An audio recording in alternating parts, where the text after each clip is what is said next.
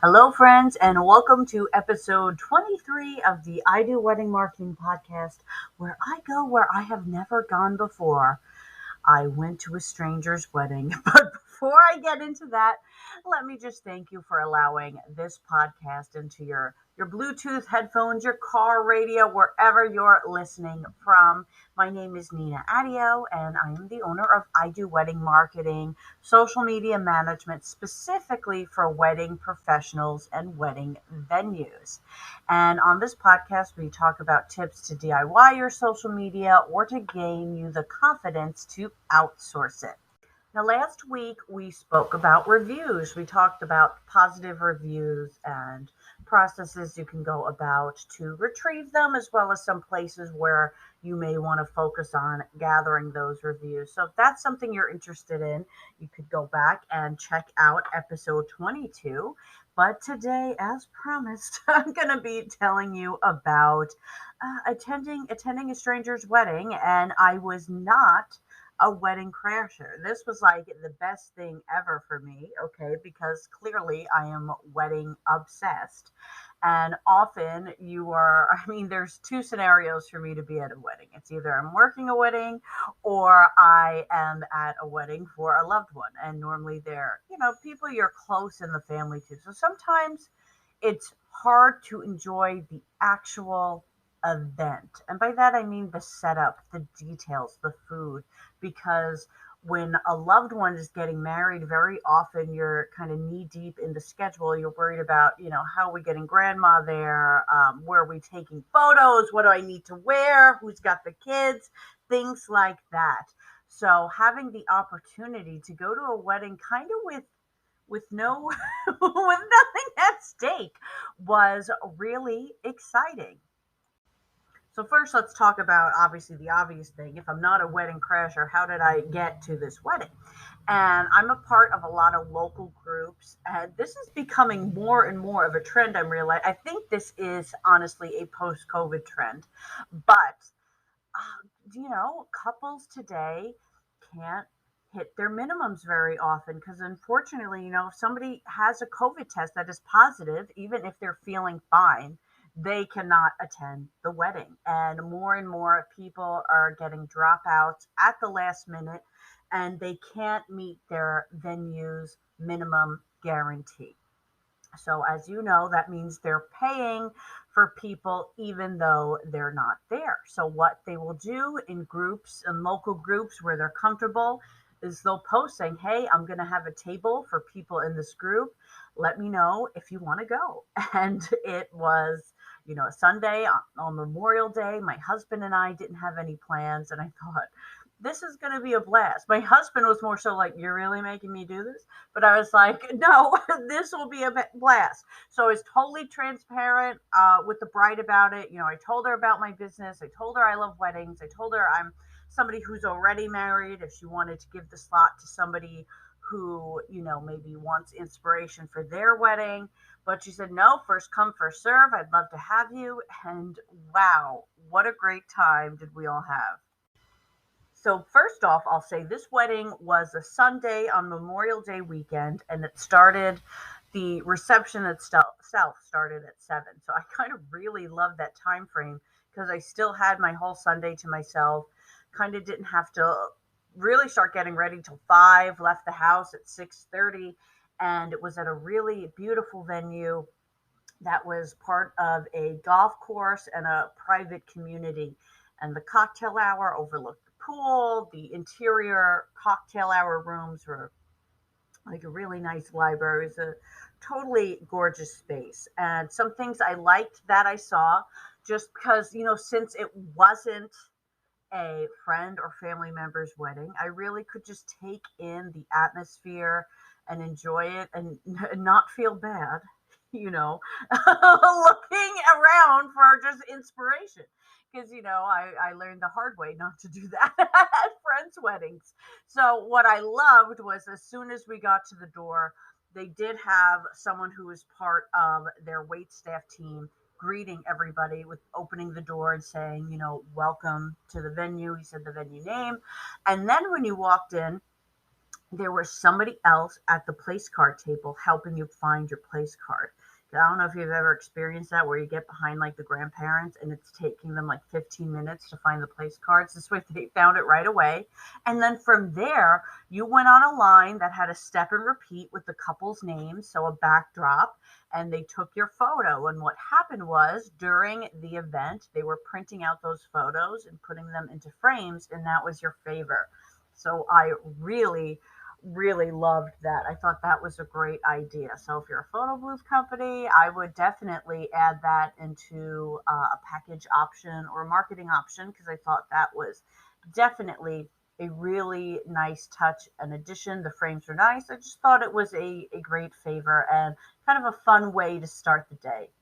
So now we're at cocktail hour, and this is where it's interesting because normally, okay, cocktail hour for me, okay, I have two stresses. Okay, one, I want to get to the food. I don't want to miss out. I got FOMO with cocktail hour. And two, you're seeing everybody you know, and you have to mingle and you have to small talk. But man, it was so cool because we could just be focused on the food, on the atmosphere, on the environment. There was a cigar roller outside. There were musicians playing. So it really was as if we were at like almost like some sort of lounge. You know, it's like we're out at a lounge and we're dressed up, and it was like an awesome date night. There were every room had one to two live stations at it, and by live stations, I do mean that there was an attendant who had to be behind the station to give you your food from it. So it wasn't just the stationary tables with crudité and crackers. They had more interactive things like pasta stations, dumplings, tacos, etc. And that was great. It was a lot of fun. It was your standard hour of cocktail hour. And so we spent about the first 45 minutes just having a good time.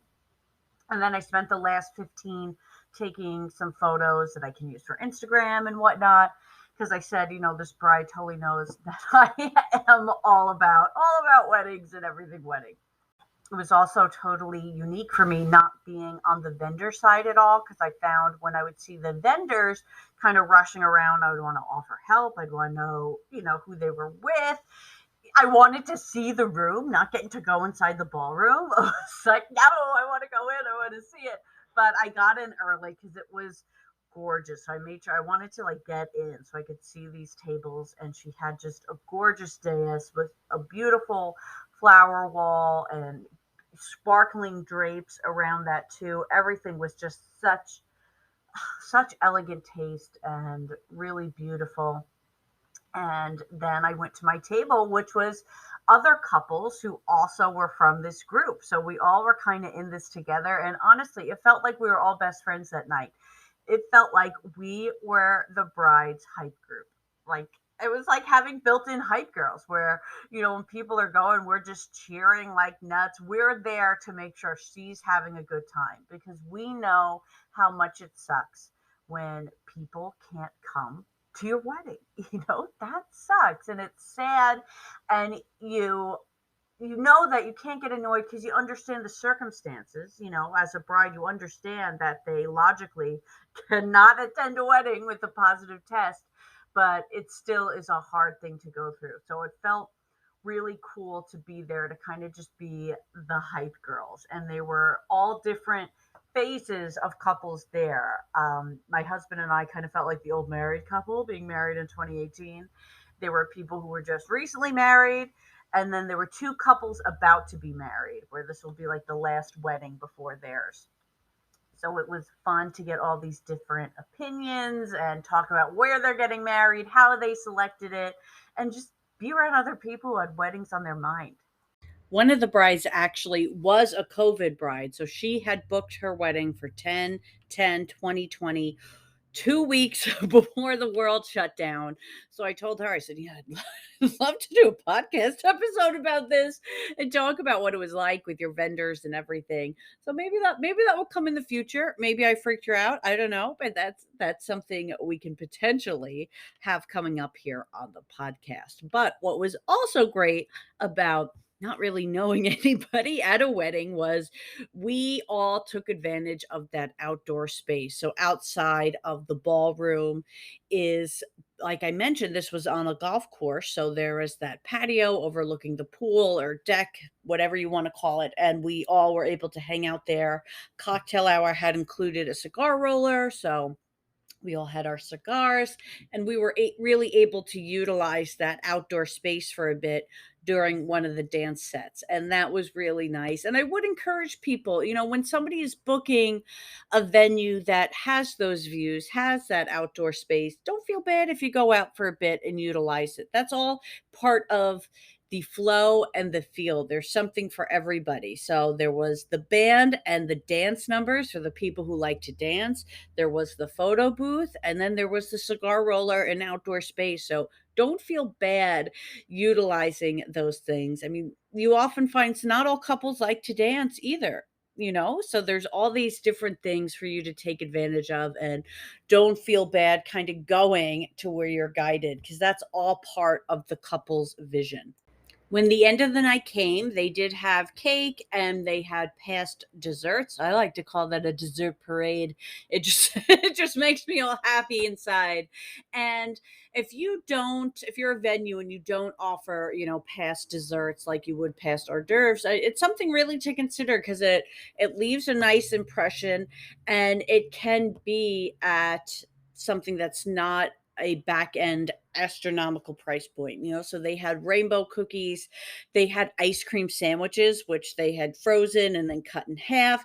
They had things that left a great impression but wouldn't be that challenging for you to obtain, and it leaves a great impression for the guests. It's something I think most couples would add on at a reasonable price per person. So that's just one of my highlights that I think every venue should consider. And it's just fun as a guest wondering what each plate holds. What this leaves us with is, as a guest, would I do this again? And as a bride, would they do this again? And one of the brides who attended, I was chatting with, said she had a table of people from one of her local groups, and she was so glad that she did. They couldn't reach their minimum guest count.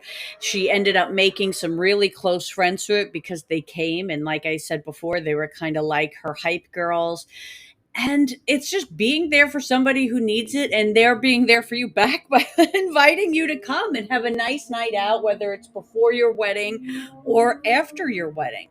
I forgot to mention my husband had a great time, and he's not even wedding obsessed, so he loved it. That says something to me. Thank you guys for listening to the I Do Wedding Marketing podcast this week. I have a lot of fun episodes coming up and quite a few interviews coming up. I have a wedding planner that went from doing wedding planning as her side hustle to now doing it full time. So I'm really excited for you guys to be a part of that journey. I'm going to be having an expert on creating systems in your business, because I think that will be really helpful too. I'm going to be having somebody on who is a wedding planner who utilizes her vendor relationships to internally help with marketing. There's just so many fun things we're going to be having coming up on here. So be sure to subscribe if you haven't yet, or to follow me on Instagram at I Do Wedding Marketing. I'll keep you up to speed on all of the new episodes there. So I will be back next Wedding Wednesday, guys. Thanks for being here.